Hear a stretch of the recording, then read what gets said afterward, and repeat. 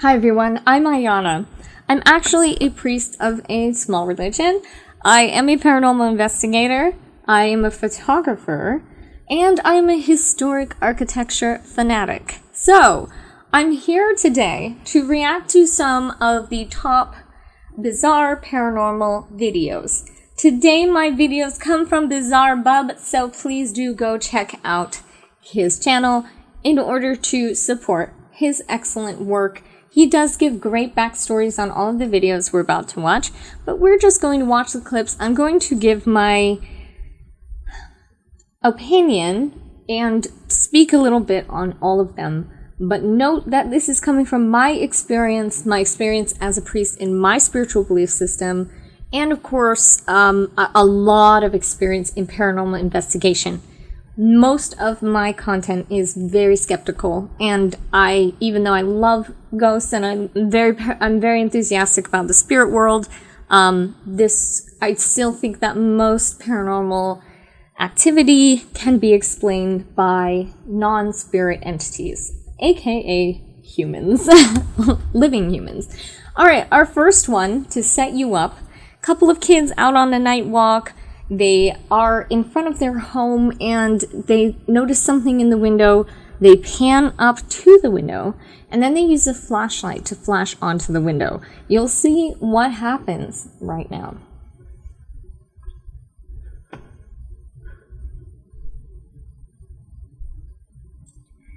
And there it is. And in case you did not catch that, do not worry. They will replay it multiple times so that you can see it very clearly. It looks like someone's peeking out the blind.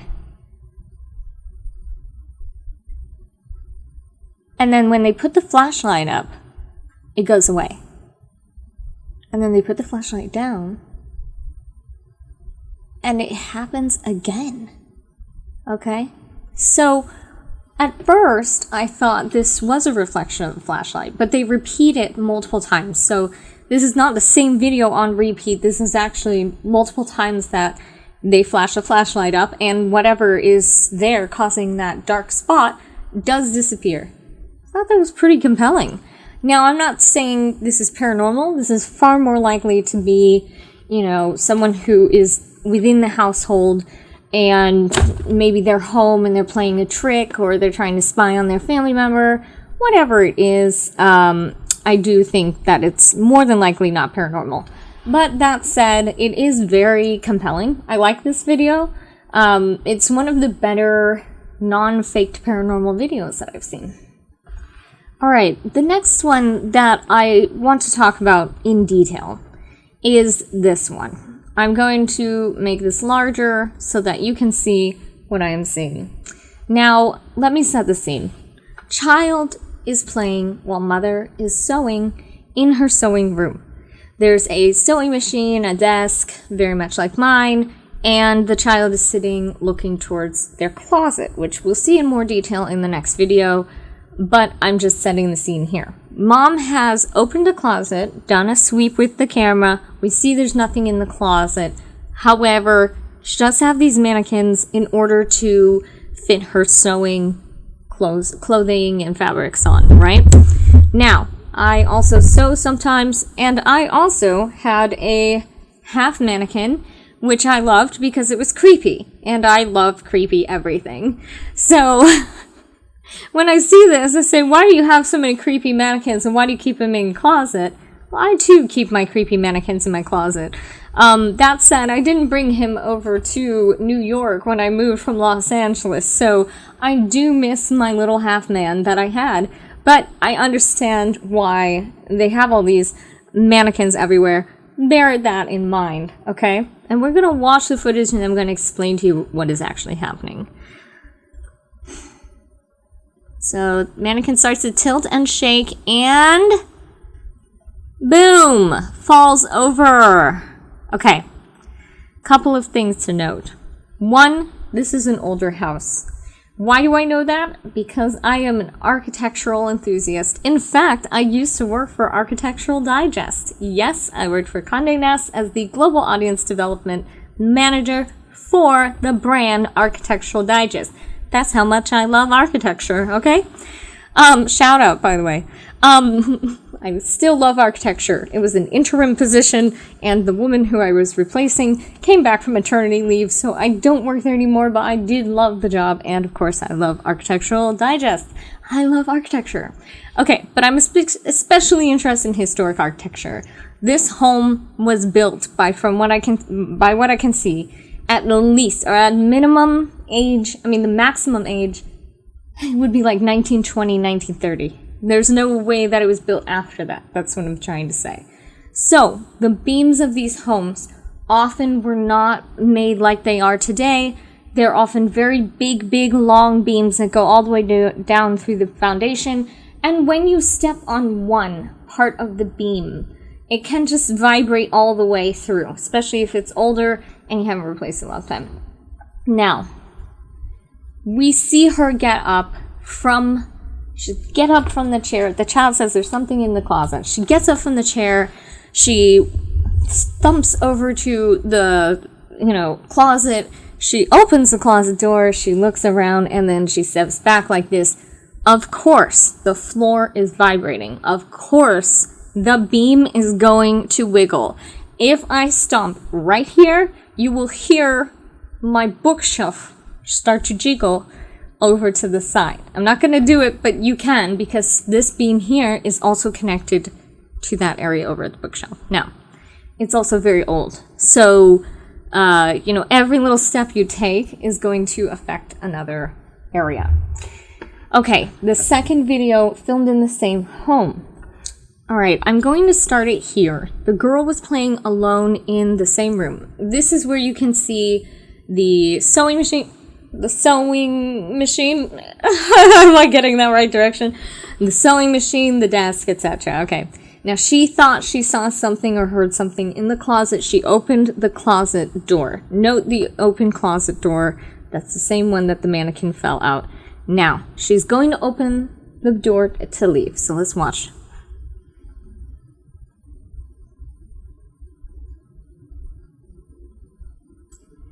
Now, note that she did not fully close the door, okay?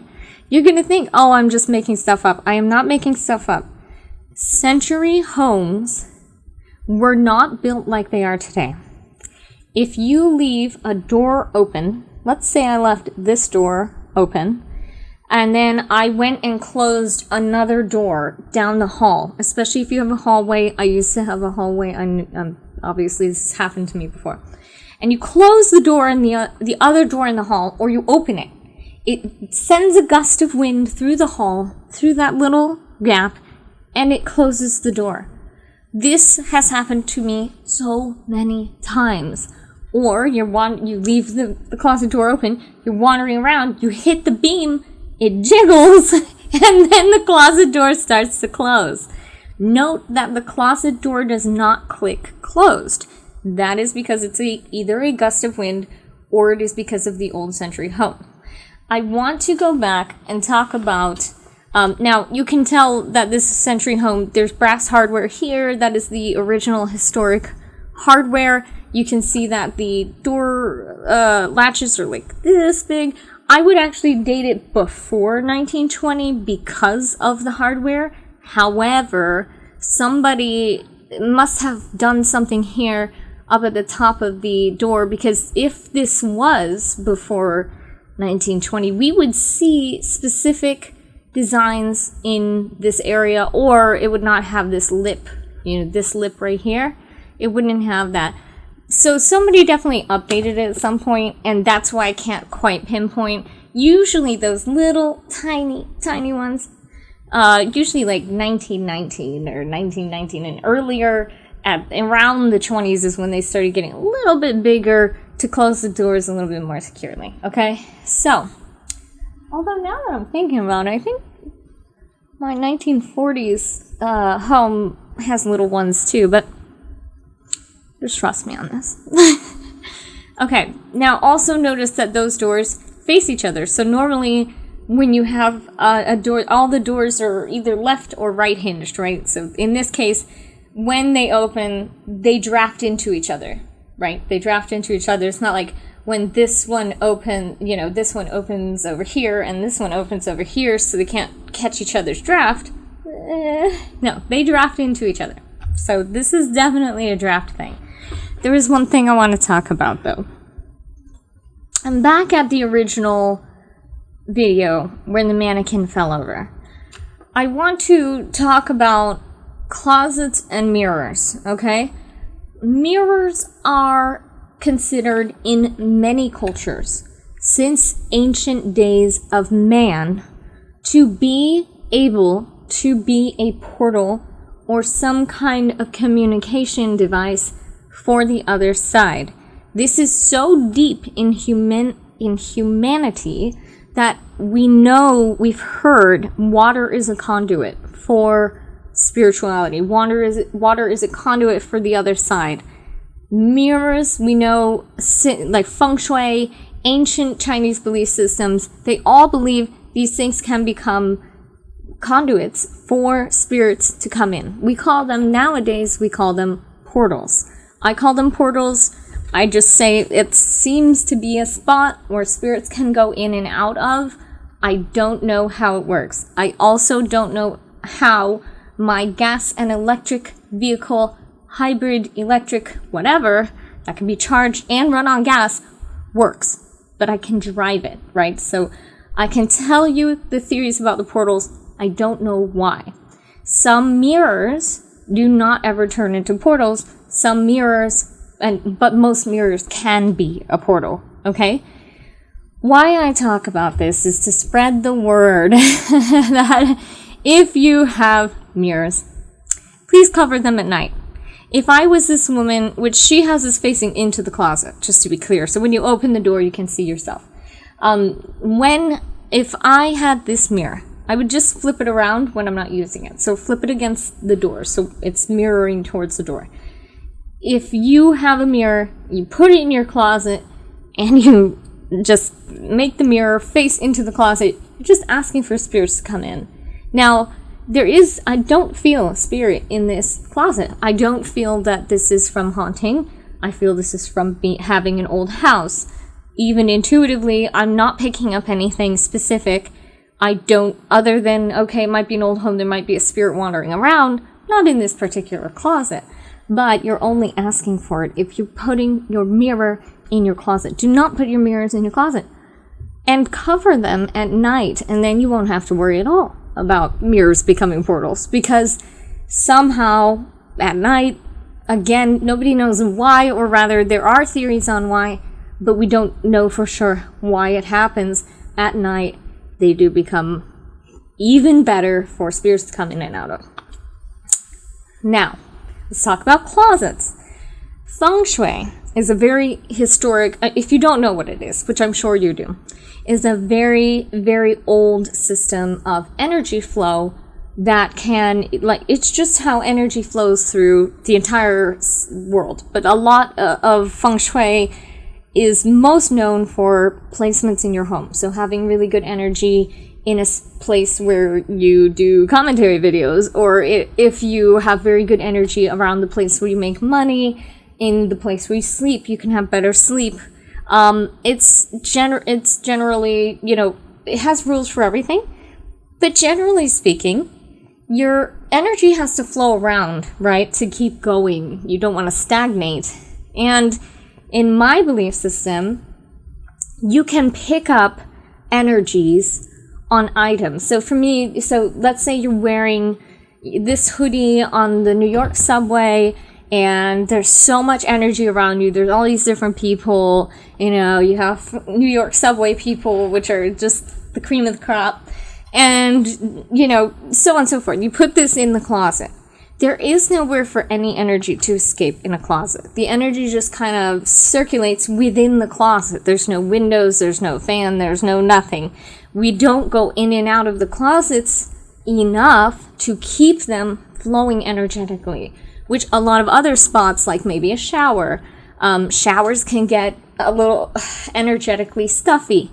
And we go in and out of it enough that we generally don't have too much of a problem. We spend enough time in there that, okay, things get moved around when the water flows, okay? With closets, you don't have that. With closets, you go in, you grab your stuff, you get out. Now, I believe that some closets can also become portals, or I guess like energetically appealing to spirits that want to kind of energize themselves off of the energy of the items inside.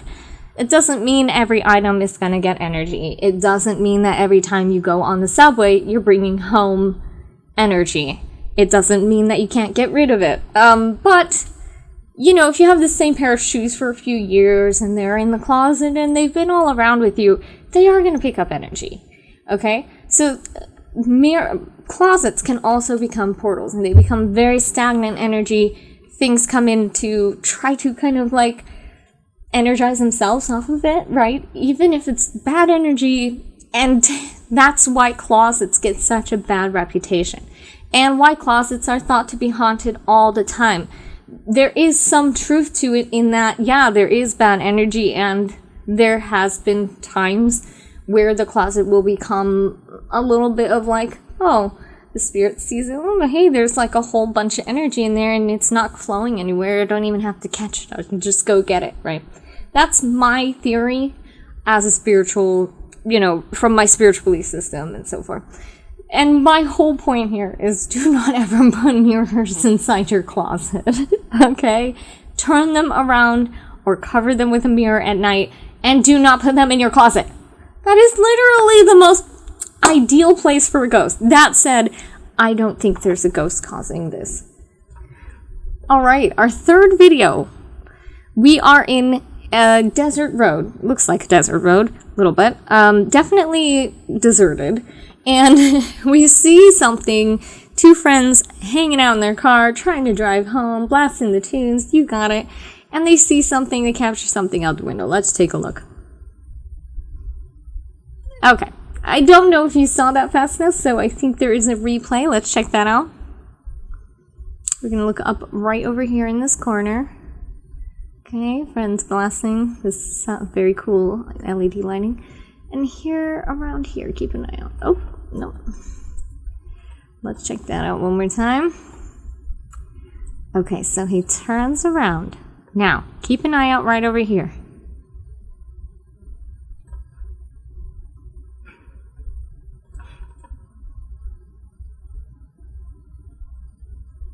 Alright, wait, hang on. Okay, it should be coming up shortly. Okay, here we go. There it is. Did you see that with the arrow? Yes, it is just a little figure. Okay, couple of things. Number one, when I was a young warthog, I decided to do a sleep experiment called polyphasic sleeping. This is where you sleep for 20 minutes every 4 hours instead of sleeping 8 hours a night. That meant that I was awake all the time. So at 4 in the morning, I would be out driving around, okay? And I lived in the desert in the middle of buttfuck nowhere, and literally in the middle of the desert. We had many roads just like this one. Now, I do remember distinctively one time at 4 in the morning, I was driving through the desert exactly like this, and I saw a figure exactly like this. And do you know what it was? It was a dude. It was an actual human dude. It had turned out he got drunk and had smashed the window. So, cause I also saw some blood. Okay, and now that's freaky. You're out in the middle of nowhere, 4 a.m. You see this guy figure just like this, but I could see some like redness, blood, right? And I was like, what the frig? I called the cops because I was like, hey, I think something's up. Like, people don't walk around here at 4 in the morning. They just drive when they're doing polyphasic sleep experiments. So anyway, it was a guy. He'd gotten drunk apparently and smashed his hand through a window. Not far away, but also not very close. I guess he thought it was a good idea to walk home in the middle of nowhere. So to me, just looks like a guy and or an animal. I don't think this is paranormal.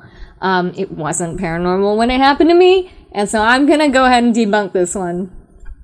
Alright, now let's take a look at this one, and let's not break it down. I actually think this one is fake. I'm just so convinced this is fake. I believe this is set up, I think that this person who has submitted it has a history of quote-unquote haunted items and so forth. It is unlikely that you're deciding to videotape the area with your phone, not even with a security camera, and then this happens. Come on. No. And here it is. Oh, maybe. There you go. Okay. It's fake. It is fake. And I'm not playing the sound, but you can go check out the sound on Bizarre Bob, okay? And you can see for yourself. I think this is faked. I think this person is faking. I believe they are setting it up.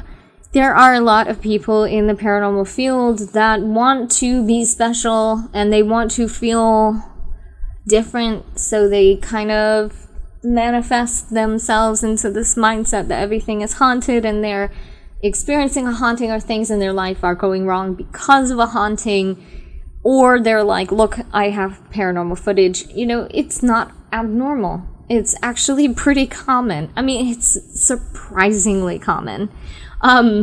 It's shockingly common. So this, I think, is fake. I think it's either set up. I mean, I really think it's set up. I bet there's a string. I bet there's a person. I don't know what's caused it, what turns the tear. I'm almost 100% sure it's shit that's set up, though, okay?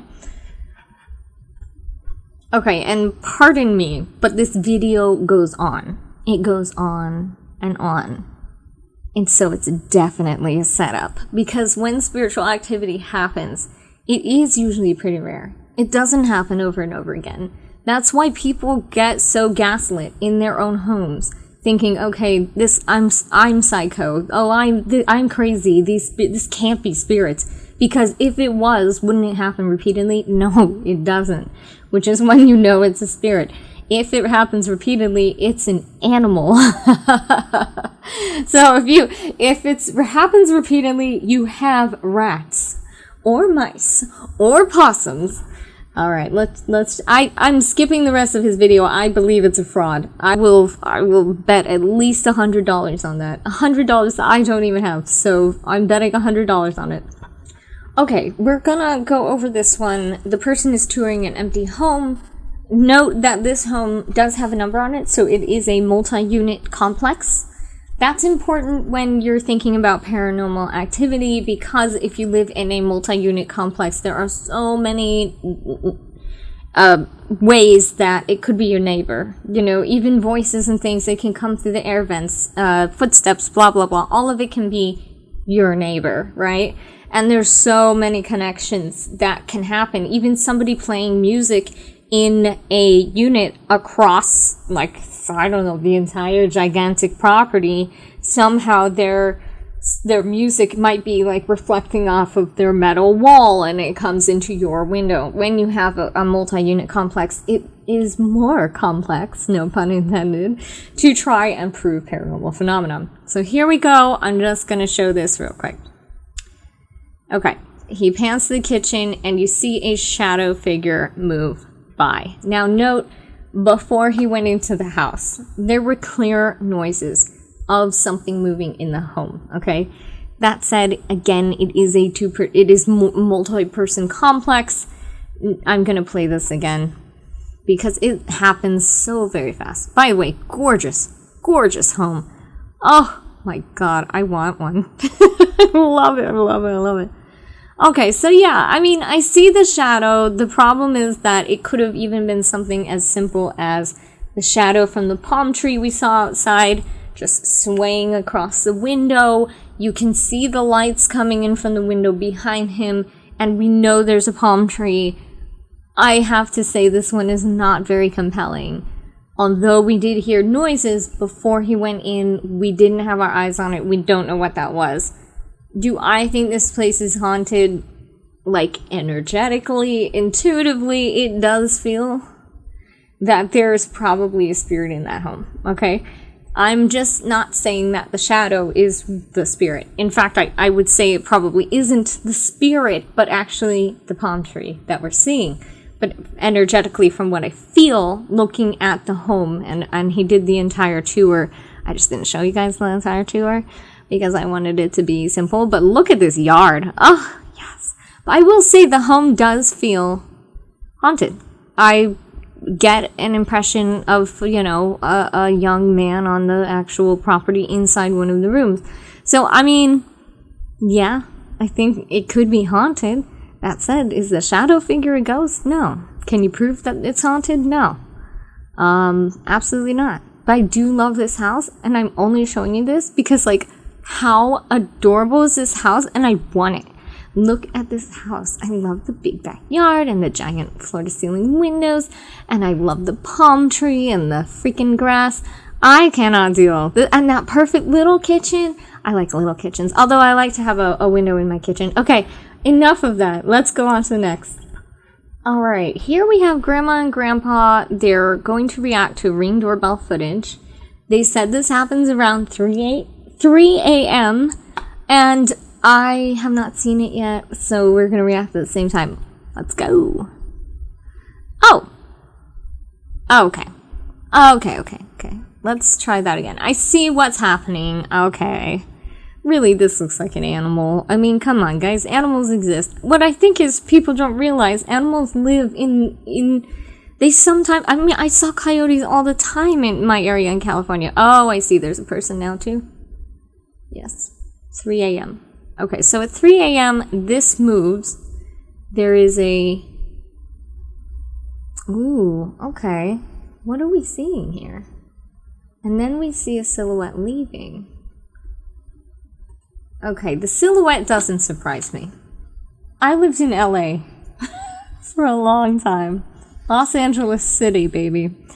Let me tell you, people be ringing your doorbell at 3 a.m. for no reason. Maybe they get the wrong house, or maybe they're on drugs. But really, they probably get the wrong house. It looks like this person's dressed up. They're holding their dress up. That's what it looks like to me. I obviously, I could be wrong. My main question is, one, what happens with that door? So there is a door that swings open the very beginning. You see this one?